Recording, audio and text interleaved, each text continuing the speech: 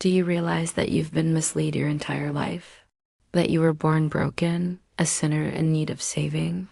But what if that's the greatest lie ever whispered? What if that ache inside you, that feeling that you don't quite belong, isn't a flaw? What if it's a memory, a faint echo of home? There is an ancient stream of wisdom, one that flowed through a diverse movement of mystics in the early centuries that tells a different story. They were known as the Gnostics, and their truth was simple and staggering. You are not a fallen human.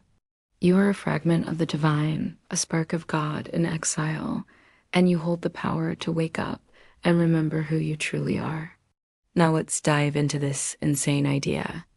Now let's dive into this idea that we're not fallen humans, but divine sparks in exile. The Gnostics saw the material world not as the creation of the ultimate source of all goodness, but as a flawed imitation made by a lesser being. They called this being the demiurge. Picture this. In the beginning, there was only the pleroma, the fullness, a realm of pure light and perfect peace where the ultimate source of all things resided. Then from a desire to create something beautiful, yet without the guidance of the divine, the demiurge brought forth the material world. Think of it like when you gaze upon a sunset and mistake a cloud for a fleeting moment. In the same way, the demiurge, though well-intentioned, made a world that's imperfect and full of suffering. This world is not evil, but it is a kind of prison, a beautiful yet flawed copy of the true divine realm. The Gnostics believed that the world is designed to distract us from our true nature and keep us from returning home. We are trapped here because the demiurge doesn't want us to escape this world. He fears what might happen if we do. Here's the kicker. They saw humans not as the ultimate creation of the demiurge, but as the lost children of Sophia, a divine being who, driven by a deep longing, accidentally gave birth to the demiurge. When Sophia realized what had happened, she wept. And those tears became the souls of humanity, each teardrop carrying a piece of her divine consciousness. Each one of us, according to this knowing, is a spark of Sophia's wisdom, a fragment of the universal mind separated and scattered throughout the material world. In essence, we were born into sin. We were born into amnesia, forgetting who we truly are and where we truly belong. Now you might be wondering, if we're divine sparks trapped in a world that's a pale imitation of the true reality, how do we return home? The answer lies in a concept the Gnostics called gnosis, which simply means knowing. But it's not the kind of knowledge you gain through study or experience.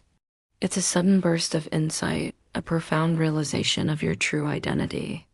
Gnosis is the key that unlocks the door in your heart and mind, revealing the truth of who you are and your connection to source energy. Acquiring this knowledge is not about bowing to a higher power or adhering to religious rules. It's about looking within and recognizing the divine spark that resides in you. However, the path to gnosis is not an easy one.